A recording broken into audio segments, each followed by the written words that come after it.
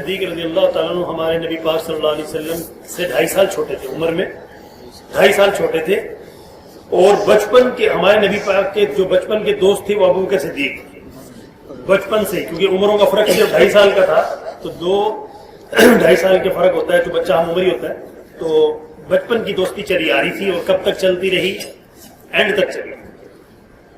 جب اعلان نبوت آپ صلی اللہ علیہ وسلم نے کیا، سب سے پہلے آپ صلی اللہ علیہ وسلم کی نبوت کی تصدیق کرنے والے ابو بکر صدیق، نبوت کی تصدیق سب سے پہلے کی، تو اس لیے کیا بن گیا؟ ابو بکر صدیق بن گیا۔ معراج کے واقعے کی بھی تصدیق ابو بکر صدیق رضی اللہ عنہ نے فوراً سے پہلے کی۔ اس وقت یہ سب کے لیے عجیب بات تھی، کیونکہ دیکھیں آج دیکھیں نا، سیٹلائٹ کا دور ہے، نیٹ کا دور ہے، آدمی یہاں سے بات کرتا ہے، امریکہ السلام علیکم کہتا ہے تو پلک جھپکنے میں سلام وہاں پہنچ جاتا ہے، اور وعلیکم السلام ہمارے پاس آ جاتا ہے اگلے 2 سیکنڈ۔ تو آج یہ بات ہوتی نا تو اور بات تھی، لیکن اس زمانے میں جس کا تصور ہی نہیں کیا تھا، ایک شہر سے دوسرے شہر جانے کے لیے آپ کو پتا ہے کہ مہینوں لگ جایا کرتے تھے، ہفتے لگ جایا کرتے تھے۔ تو اس زمانے میں اس مکے کے مسلمانوں کے لیے بھی، اور کافر تو بھائی دشمن تھے، ان کے لیے یہ بڑی عجیب بات تھی کہ یہ کیسے پاسبل ہے کہ ایک ہی رات میں مکہ مکرمہ سے پہاڑی سفر اور بیت المقدس میں جانا، نبیوں کو نماز پڑھانا، پھر آسمانوں پر جانا، پھر واپس آنا، واپس آ کے پھر گھوڑے اپنے جو براق تھی اس کے ذریعے سے پھر بیت المقدس سے مکہ آ کے سو جانا اپنے بستر پر، ایک رات کے حصے میں، تو کیسے پاسبل ہے؟ ان کو یقین نہیں آ رہا تھا۔ تو مکے کے کافروں کو بہترین موقع مل گیا تھا کہ آج موقع ہے کہ آج آپ صلی اللہ علیہ وسلم کو نعوذ باللہ آج ان کی بات کو ہم غلط ثابت کریں۔ تو مکے والے بڑے اس معاملے میں آج خوش تھے کہ جی، کیونکہ مکے کے مسلمان بھی شاید اس بات کو نہ مانے، وہ یوں سمجھ رہے تھے۔ تو سب سے پہلے ابو بکر صدیق رضی اللہ تعالیٰ عنہ کے پاس جب آئے نا تو کہ جی سنا اپنے دوست کی بات، وہ یوں کہہ رہے ہیں کہ بھی ایک ہی رات میں یہ سفر طے کر کے آ گئے۔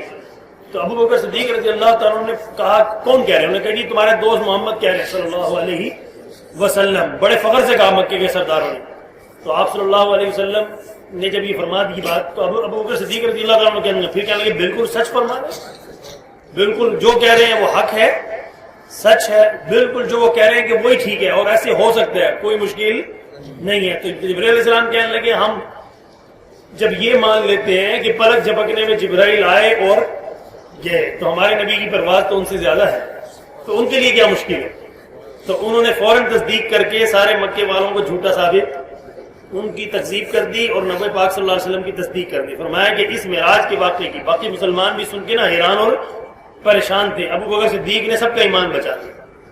جب پتہ لگا نا ابو بکر صدیق نے اس بات کو مان لیا تو پھر مکے کے سارے مسلمانوں نے بھی اس بات کو مان لیا کہ یہ ممکن ہے، ورنہ تو وہ پریشان ہو گئے تھے کیسے ممکن۔ اس کی وجہ یہ تھی کہ انہوں نے اپنی آنکھوں سے دیکھا نبی پاک صلی اللہ علیہ وسلم جو بھی سفر کرتے تھے اپنی سواری پہ کرتے تھے، کسی نے اڑتے ہوئے دیکھا نہیں دیکھا تھا، کسی نے براق پہ آج تک نہیں دیکھا تھا۔ تو وہ کہہ رہے تھے کہ جب بھی نبی پاک جاتے ہیں اپنی سواری پہ جاتے ہیں اور وقت لگتا ہے ایسے جیسے عام لوگوں کو وقت لگتا ہے۔ تو ان کے لیے یہ بات مکے کے مسلمانوں کے لیے بھی حیران کن تھی، لیکن ابو بکر صدیق کی وجہ سے انہوں نے تصدیق کی تو صدیق اکبر بن گئے۔ کیا بن گئے؟ صدیق اکبر بن گئے اس تصدیق سے۔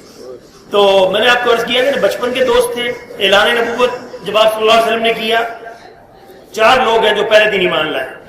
آپ صلی اللہ علیہ وسلم کی زوجہ محترمہ، ہم سب کی امی جان حضرت خدیجہ الکبریٰ رضی اللہ تعالیٰ، وہ پہلے وہ گھر میں ہی تھی، ان کو جب خبر دی تو وہ ایمان لائیں۔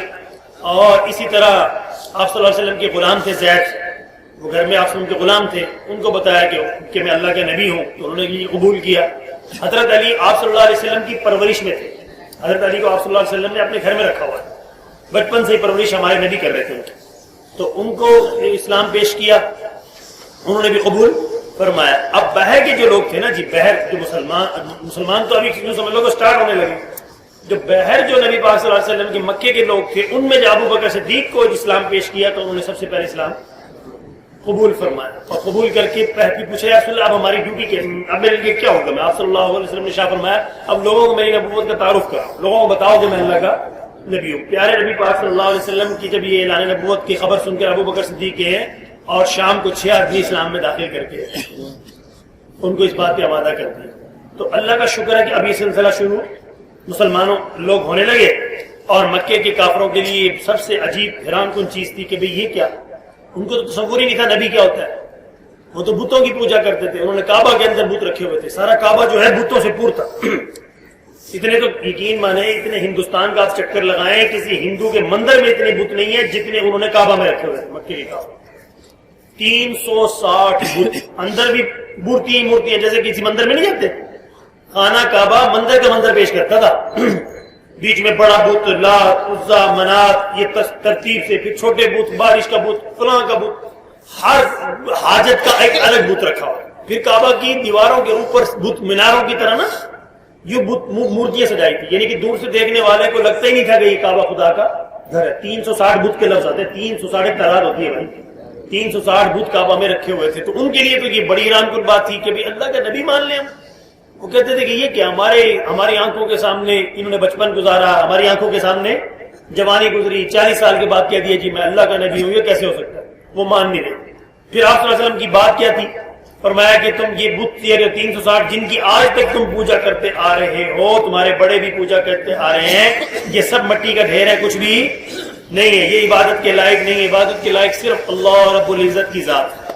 تو مکے والوں کو سب سے بڑی تکلیف یہ تھی کہ یہ کی گل ہوئی کہ ہمارے بڑے آج تک ان بتوں کو پوجتے آ رہے ہیں، اور یہ کہتے ہیں کہ بت سارے مٹی کی مورتی ہیں، کچھ بھی نہیں ہے، ان کی ایک ٹکے کی حیثیت نہیں، ایک ٹکے کی ویلیو، نہ یہ کسی کو تکلیف سے بچا سکتے ہیں، نہ کسی کو خوشی دے سکتے ہیں، نہ کسی کو بیٹا دے سکتے ہیں، نہ کسی کو بیٹی دے سکتے ہیں۔ تو یاد رہنا یہ معمولی بات نہیں تھی، یہ پوری جنگ تھی میرے نبی ان کے ساتھ، تو مکی والے اس کو تسلیم کرنے کے لیے تیار نہیں تھی۔ ابھی ذرا تجربہ کر لو، آپ ہندوستان جاؤ کسی مندر میں، ہیں جی مندر میں جاؤ، اور اس کے جو ہوتے ہیں ان کے پنڈت ہیں، ان کو جا کے کہو کہ یہ جو مورتیاں چھوٹیاں تم نے رکھی ہیں یہ سب بکواس ہے، سب یہ کچھ بھی نہیں ہے، یہ کچھ بھی نہیں، وہ آپ کے ساتھ کیا اشر کریں گے، بس تصور یہ کر لینا، جو وہاں مکے والوں نے جو دشمنی لی تھی نا، وہ تب آپ کو تب اندازہ ہوگا، ویسے اندازہ کتابوں میں پڑھ کے ہمیں تو یوں ہی لگتا ہے نا کہ پھولوں کی سیج تھی، نبی پاک فرماتے کہ وہ اسلام میں داخل، ایسے نہیں ہوا، پورا مکہ دشمن ہوا تھا، پورا مکہ، انہوں نے ایڑی چوٹی کا زور لگا دیا تھا، انہوں نے کہا تھا کہ خبردار ہمارے کسی ایک چھوٹے سے چھوٹے بت کو بھی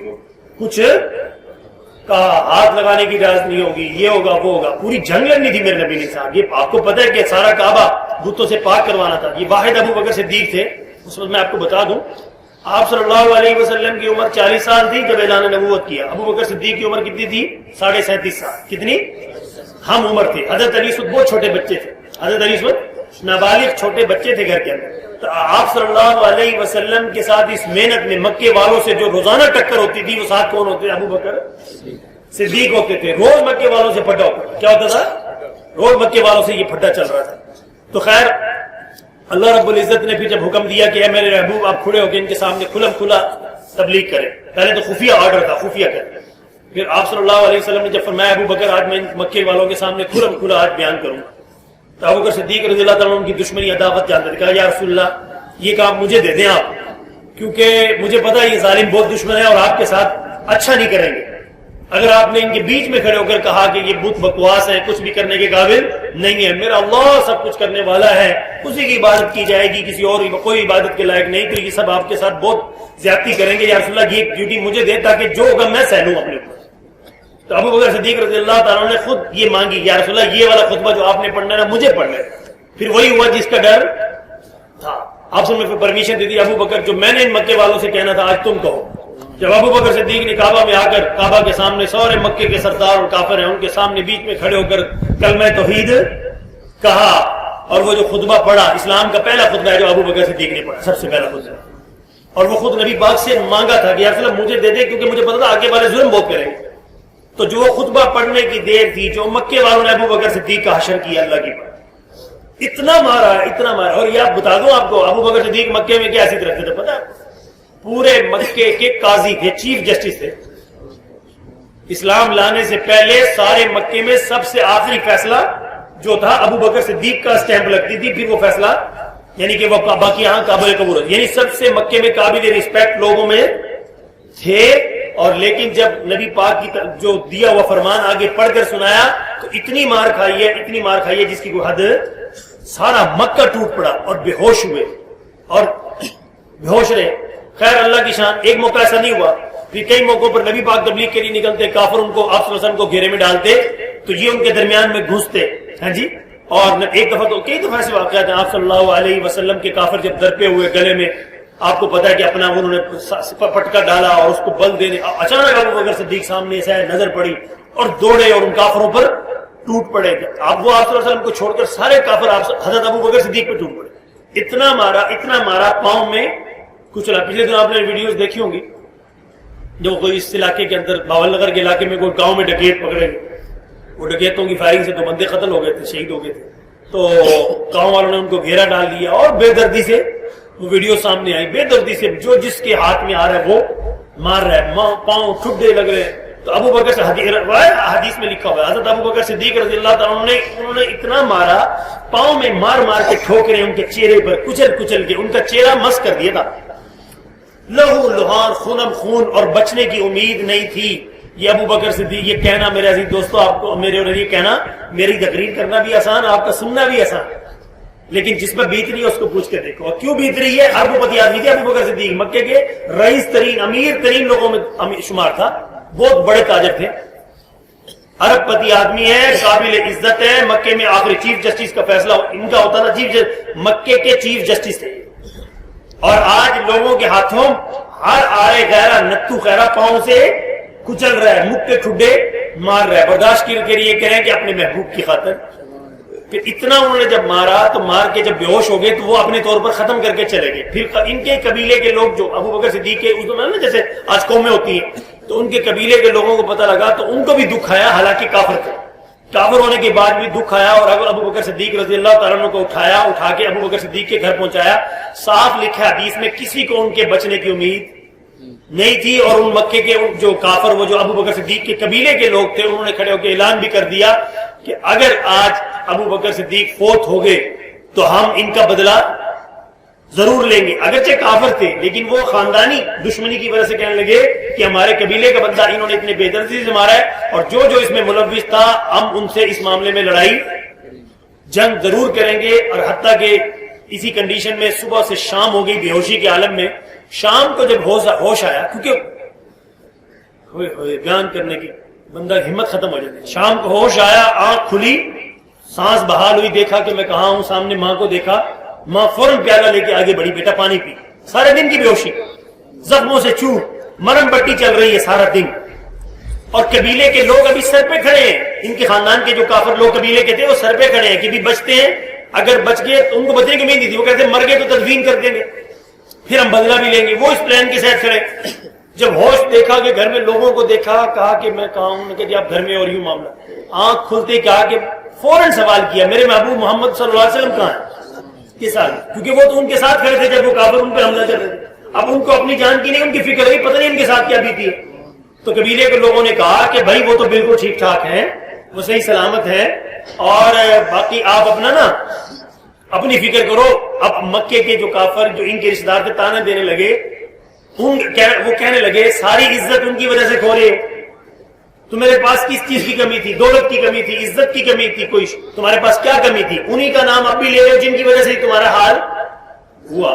تو ماں کہتی بیٹا پانی تو پی لے. کہنے لگی امی جان جب تک میں اپنے محبوب کو دیکھ نہیں لوں گا اس وقت تک پانی, میں کچھ کھاؤں گا. تو وہ مکے وہ جو ان کے قبیلے کے جو کافر تھے نا, غصے میں آگے کہنے لگے لو جی, ہوش آئی تھی پھر بھی انہوں نے وہ غصے کے اندر بڑبڑ کرتے ہوئے چلے. کہنے لگے انہی کی وجہ سے یہ حال ہوا, پھر بھی انہی کا نام. سارے غصے میں نا مایوس ہو کے چلے گئے. وہ چلے گئے تو وہ والدہ منت کر رہی ہے بیٹا ایک گھونٹ تو پانی پی لو. کہا کہ امی جان میں ہر چیز میرے اوپر آرام ہے جب تک میں اپنے محبوب کو سلامت نہ دیں. مجھے پریشانی ہے کیونکہ کافر ان کو مار رہے تھے اور میں ان کو چھڑانے کے لیے گھسا, تو پھر انہوں نے مجھے اتنا مارا کہ مجھے موقع ہی نہیں ملا, کہ مجھے ان کا پتہ ہی نہیں چلا وہ کہاں گئے. مجھے تو ان کی فکر ہے وہ کس حال میں ہے. جب تک ان کو نہیں دیکھوں گا, نہیں کچھ کھاؤں گا, نہ پیوں گا. اتنی دیر میں وہ جیسے ہر مکے کے گھر میں اطلاع پہنچ چکی تھی, اور سب گھر میں یہ تھا کہ آج قحافہ کے بیٹے ان کے والد تھے نا, یہ ابو قحافہ ان کے والد, کہ آج سارے گھر میں مکے کے ہر گھر میں یہ بات چل رہی تھی کہ آج ابو بکر کو مکے کے والوں نے بہت ہی مارا ہے اور بچنے کی امید نہیں ہے. تو اسی حضرت عمر کی بہن اسلام لا چکی تھی, حضرت عمر کی بہن اسلام لا چکی تھی. ان کو بہت صدمہ پہنچا کیونکہ ابو بکر صدیق جو اسلام لا چکا تھا نا, اس کو ابو بکر صدیق کے احسان پتا تھا. حضرت بلال کافروں کے غلام تھے, کس نے خرید کے آزاد کیا؟ ابو بکر صدیق نے اپنے پیسوں سے منہ مانگی قیمت دے کے آزاد کروایا. مکے کی کوئی باندی جو مسلمان ہوتی تھی کافروں کی قید میں تھی, ان کو خرید کے آزاد ہر مسلمان کے ساتھ بھلا کر رہے تھے. ہمارے نبی پاک کے ساتھ تو دن رات محنت میں کوشاں تھے ہی تھے. اللہ کی شان, آپ صلی اللہ علیہ وسلم بھی ادھر دار ارقم میں بہت پریشان اور اداس تھے کہ آج ابو بکر صدیق, کیونکہ مکے والوں نے بہت, یعنی کہ اب آپ کو پورا مکہ ہی دشمن ہو, گلی گلی میں ان کے پہرے دار کھڑے ایسی کنڈیشن کے اندر. تو وہ ہر مسلمان ہی پریشان تھا. تو ابو حضرت عمر کی بہن پتہ لینے کے لیے اسپیشل آئی, صرف میں دیکھ کے تو آؤں کہ بچ گئے ہیں یا کیا کنڈیشن ہے. وہ پتہ لینے آئی تو آتے ہی ان کی چیخیں نکل گئی. جب حالت دیکھی نا, سر سے پاؤں تک خون ہی خون ہے اور نیل پڑے ہوئے, چہرہ پہچانا نہیں جاتا, ایسی خطرناک کنڈیشن کے اندر وہ پھوٹ پھوٹ کے رونے لگی حضرت عمر کی بہن. اچھا تو یہ ان کو کہنے لگے کہ بیوی تم چپ کرو, مجھے بتاؤ میرے بابو. یعنی کہ اب دیکھو اس وقت کافروں کے خوف کا غلبہ دیکھنا کیا تھا. اس وقت جو اسلام لاتا تھا, میرے نبی کا آرڈر تھا اپنے اسلام کو ظاہر نہیں کرنا, اپنے اسلام کو چھپا کے رکھ لینا. پتہ لگ جاتا تھا نا کہ فلاں آدمی اسلام لایا, ابو جہل چھوڑتا نہیں تھا, ظلم و ستم کے پہاڑ توڑ ڈالتا. آپ کو پتا اس سے پہلے حضرت عمار بن یاسر کی والدہ کے ساتھ کیا ہو چکا تھا. ایسے ظلم ڈائٹ جو ہے چکے تھے جس کا تصور نہیں ہم کر سکتے. یہ اسلام ہم تک ایسے ہے. اللہ کی شان, حضرت عمر کی بہن اسلام چھپائے ہوئے تھی تو پوچھا ابو بکر صدیق نے, تم بتاؤ کہ میرے نبی کا حال کیا ہے. تو وہ محمد صلی اللہ علیہ وسلم کا نام نہیں ہے نا کہ وہ محمد کی سال میں. تو وہ حضرت عمر کی بہن کہنے لگی میں کیا جانوں کون محمد, اس ڈر سے کہ ان کی والدہ, کیونکہ حضرت ابو بکر کی والدہ بھی اس وقت غیر مسلم تھی, تاکہ میری بات آؤٹ نہ ہو جائے. تو وہ حضرت ابو بکر نے کہا کہ تم میری والدہ کی پریشانی مت لو, وہ کسی کو نہیں بتائیں گی, تم مجھے بتا دو میرے نبی کی سال. جب ان کو تسلی ہوئی کہ میری بات آؤٹ نہیں ہوگی, پھر کہا کہ قریب آ کے کہا کہ وہ دار ارقم میں ہے اور الحمدللہ بالکل محفوظ ہے. بالکل, کیونکہ مکے کے کافر جو ان پر حملہ کر رہے تھے, جب آپ بیچ میں گھسے ہیں تو انہوں نے آپ کو بالکل چھوڑ دیا تھا اور سارے آپ پہ ٹوٹ پڑے. تو حضرت اس وقت آپ صلی اللہ علیہ وسلم دار ارقم میں ہے, بالکل صحت یاب ہے, صحت تندرست میں, ان کو کچھ بھی نہیں ہے. تو پھر بھی کہنے لگے اپنی والدہ سے کہ جب تک میں زیارت نہیں کر لوں گا, جب تک کچھ کھاؤں. اپنی والدہ کہنے لگی بیٹا اب تو پانی پی لے. کہنے لگے جب تک دیکھ نہیں لوں گا جب تک نہیں پی. تو کہنے لگے کہ مجھے ابھی لے کے چلو, اتنی زخموں سے حالت ہے, صرف دیدار کرنا چاہ رہے ہیں کہ میں دیکھ لوں اپنی آنکھوں سے ٹھیک تو ہے. اب قربان جائے ان کی محبت میں میرے عزیز دوستو, ورنہ بندہ سوچتا ہے کہ یہ مجھے آج جو مجھ پر اتنے ظلم کے پہاڑ, اب تو میری مرہم پٹی ہونی چاہیے, میرا علاج ہونا چاہیے. اور ان کی فکر کیا کہ میں اپنے نبی کا دیدار کروں جب تک مجھے کچھ چیز کی پرواہ نہیں. خیر ان کی والدہ نے کہا کہ بیٹا تھوڑا انتظار کر لو, ابھی گلی گلی میں وہ دشمن کھڑے ہیں. پھر رات کا کچھ حصہ گزرا, لوگ اپنے اپنے گھروں کو لوٹے اور ان کی والدہ بیتاب ہے کہ میرا بچہ کچھ کھا لے اور کچھ پی لے. کہا کہ نہیں. پھر جب وہ اب یہ دو عورتیں ہیں پاس, حضرت عمر کی بہن اور ابو بکر صدیق کی والدہ, اٹھا نہیں جا رہا. یہ سہارا دے کر بمشکل ان کو رات کے اندھیرے میں چلتے چلتے دار ارقم پہنچے. دار ارقم جب پہنچے, آپ صلی اللہ علیہ وسلم, وہاں دروازہ بجایا گیا اور اس وقت میں مسلمان اتنی خوف کے عالم میں ہے, سارے باقی مسلمان, ان کو یہ ڈر تھا کہ جو آج ابو بکر کا حال ہوا ہے ہم سب کا یہ حال ہوگا. وہ اس وقت دروازہ بند کیے ہوئے, اس وقت یہ کنڈیشن آئی ہے. تو دروازہ بجا, پوچھا گیا کون, کہا کہ ابو بکر. نبی پاک دروازہ کھول کر جو نبی گلے لگے ہیں ابو بکر صدیق کے, اور سینے سے لگ کر میرے نبی کا رو کے برا حال ابو بکر صدیق کا. اور حضرت ابو بکر کی پوچھا, آپ صلی اللہ علیہ وسلم کیوں رو رہے ہیں کہ میرے ابو بکر کا آج کیا حال کر دیا. اور حضرت ابو بکر کو کیا فکر ہے, بس میرے نبی سلامت ہیں. تو ان کا یوں سمجھ لے کہ سارے غموں کا مداوا نبی پاک کو تندرست دیکھ کر الحمدللہ. تو میں نے یہ آج ایک قصہ ان کی اس تکلیف کو سنایا. ایسے بے شمار تکالیف ان کو مکے میں اسلام لانے کی وجہ سے ان پر جو ظلم و ستم کے پہاڑ ڈھائے گئے. ایک بات آگے چلتے ہیں, کیونکہ ان کی اگر زندگی پر روشنی ڈالی جائے نا میرے عزیز دوستوں, کہ پتہ نہیں کتنے جمعے میرے اس پہ گزر جائیں گے. اس کو شارٹ کرتا ہوں. خیر وقت گزرتا گیا. ایک وقت آیا, حضرت ابو بکر صدیق رضی اللہ تعالیٰ عنہ کو آپ صلی اللہ علیہ وسلم نے ہجرت کی اجازت دے دی کہ ابو بکر, باقی مسلمان بھی ہجرت کر کے جا رہے ہیں حبشہ کی طرف, پہلی ہجرت ہوئی کہ تم بھی ہجرت کر جاؤ. اللہ کی شان.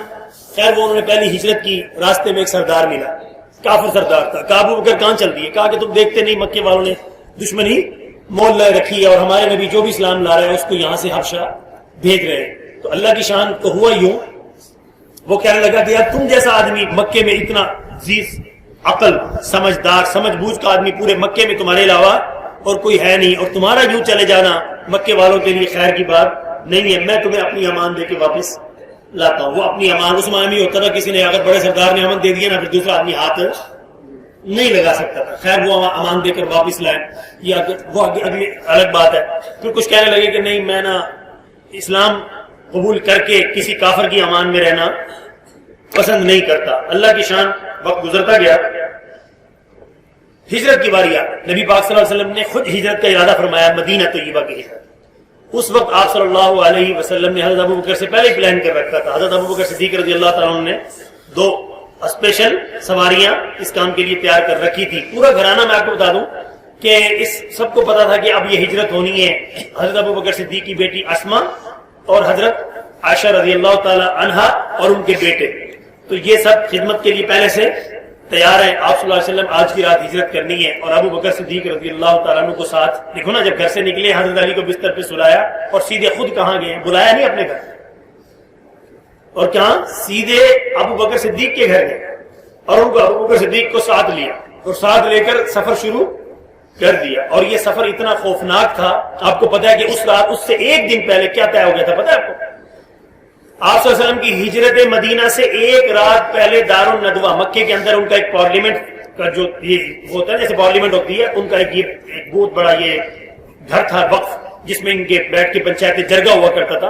اس جرگے میں یہ فیصلہ ہوا تھا, سارے مکے کے قبائل کے سردار کھڑے اکٹھے ہوئے تھے. انہوں نے کہا جی کیا کریں, ابھی تو بڑی ہسٹری ہے, کبھی سیرت نبی میں ساری بتاؤں گا. تو انہوں نے کہا جی کیا کیا جائے, اللہ کی شان اس میں صاف لکھا حدیث میں, اس جرگے میں شیطان بھی آیا, ایک بوڑھے بابے کی شکل میں لاٹھی لے کے آیا.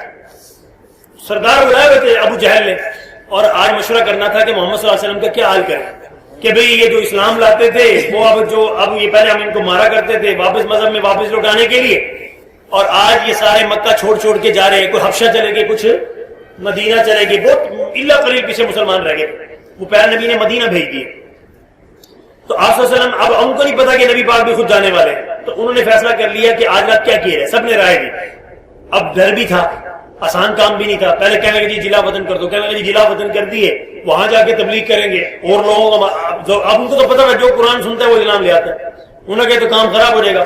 سب کی رائے آتی گئی, کوئی کسی نے کہا جی قید کر دو, کسی نے کہا جی کیا کر دو, سب کی رائے لے لی تو شیطان بولا.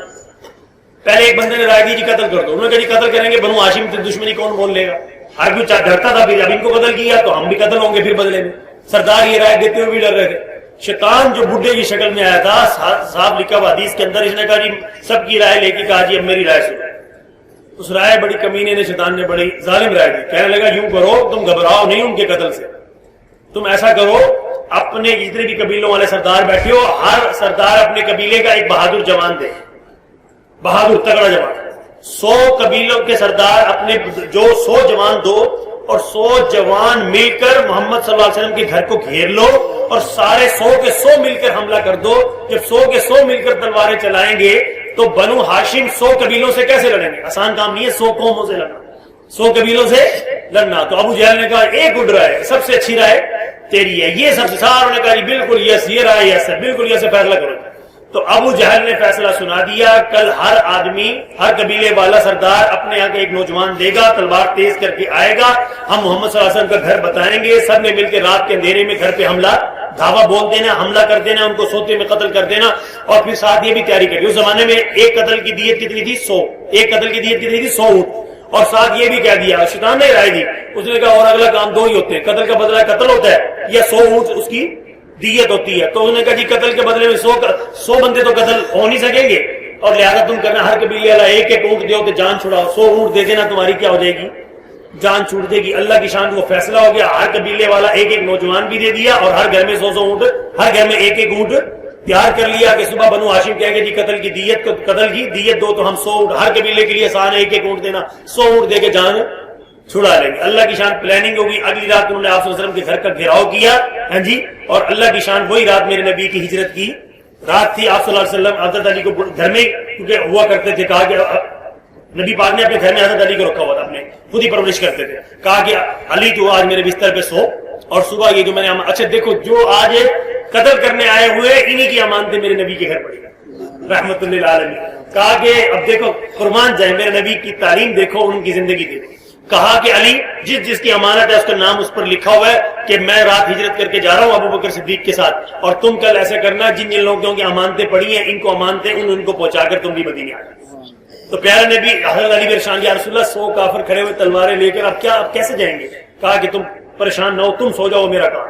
نکلے اور کی مٹھی اٹھائی اور یوں کافروں کی طرف پھینکی, شاہت الوجوہ, اللہ نے ان کی آنکھوں میں ایسا پردہ ڈالا 100 کافروں کے بیچ میں سے, وہ ان کو پتہ ہی نہ چلا. سیدھے ابوبکر صدیق کے گھر گئے اور وہاں سے لے کر سیدھے غار ثور کا سفر کیا. اللہ کی شان, جب غار ثور پہنچے اور پیچھے جب صبح ہوئی دیکھا دروازہ بجایا, ابھی 3 منٹ تو دیکھا اندر ایک دم بلکہ حملہ کیا، اچانک حملہ کیا، حضرت علی نے چادر اٹھائی تو وہ سمجھ رہے تھے آپ صلی اللہ علیہ وسلم، میں دیکھا تو حضرت علی کہاں کہ وہ کہاں ہے، یہاں پہ لڑائی بھی ہوئی حضرت علی کے ساتھ، کہا کہ نبی پاک، حضرت علی نے کہا مجھے کیا پتا، کہا خیر یہ ہوا، ابو جہل بڑا برم ہوا، تو ان کو پریشانی ہوئی کہ جو کام کرنا تھا وہ نہ ہوا، سارے فرار ہو گئے، تو لہذا کیا کرے، تو اس ابو جہل نے وہ جو 100 اونٹ دیت دینے کے لیے رکھے تھے، اسی نے مکے میں کھڑا ہو کے اعلان کر دیا کہ محمد صلی اللہ علیہ وسلم کو کوئی سر لے آئے یا ان کو کوئی زندہ گرفتار کر کے لے آئے، یہ 100 اونٹ۔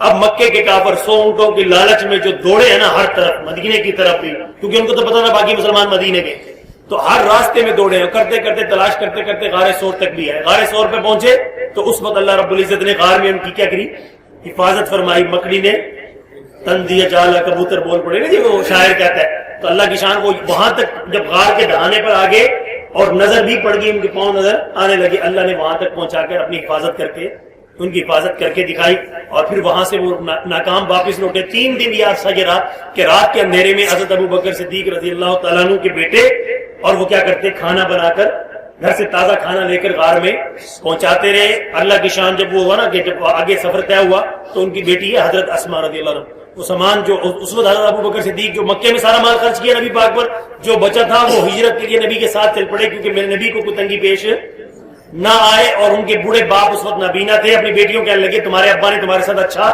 نہیں کیا، پہلے مال محمد کے غلاموں پہ لٹایا ہیں جی، اور اب گئے تو سارا ان کے ساتھ لے گئے، تمہارے ساتھ بڑا ظلم کر کے۔ ان کی بیٹی نے تدبیر کی، کنکریاں جہاں پہ وہ اشرفیاں رکھتے تھے وہاں کنکریاں ڈال کر، اوپر کپڑا ڈال کر اس کو ایسی کھنکھناہٹ سے کرتی کہ دادا ابا نہیں، ہمارا ابا ہمارے لیے بہت چھوڑ کے، وہ ہاتھ رکھوا دیا پتھروں پر اور لکھا ہے کہ 1 درہم بھی باقی چھوڑ کر، وہ گھر میں جو کھانے پینے کا تھا وہ بھی انہوں نے، بیٹی نے کہا کہ باندھنے کے لیے بھی کوئی چیز نہیں تھی، تو اپنا دوپٹہ آدھا چیر کر اور اس سے وہ سامان باندھ کر دیا، اس کو وہ 2 ٹکڑے کیا نا تو اس کا نام ہی ان کا نام پڑ گیا ذات النطاقین، 2 پٹکوں والی، یعنی کہ انہوں نے آخری دم تک یوں کیا۔ خیر اللہ کی شان، اگلے جمعے اس پر بات عرض کروں گا، آپ حضرات سے گزارش ہے کیونکہ وقت یہ پورا ہو گیا، تو ایک اپیل آپ سے ہے کہ ہم یہ، کیونکہ میں نے آج ان کا واقعہ اس لیے شروع کیا 22 جمادی الثانی حضرت ابو بکر صدیق کی وفات کا دن، ان کی خدمات اتنی ہے، اس پر آج بات سمیٹوں گا۔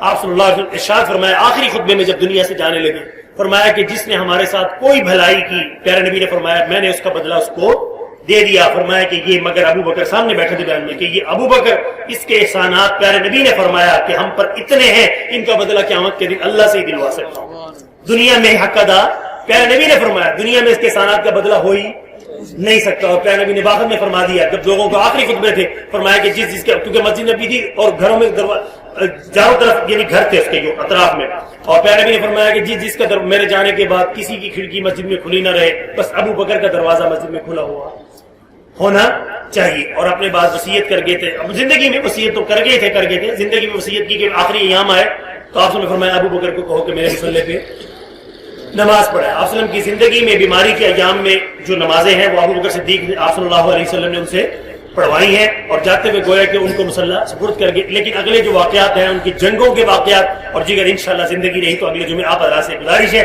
ہم کوشش کریں، لائف تھوڑی سی ہے، ہم کوشش کریں ان جیسی پیاری زندگی گزاریں، اللہ ہمیں بھی دنیا بھی چمکائے گا انشاءاللہ، قبر بھی آگے بنائے۔ اب حضرت گزارش ہے، دھوپ میں ہم نے مزہ دھوپ کا بہت لے لیا، اب جتنے بھی دھوپ والے ہیں سارے اندر چلے، کیونکہ باہر بہت رش لگا ہوگا، پیچھے سے خطبہ اندر ہوگا۔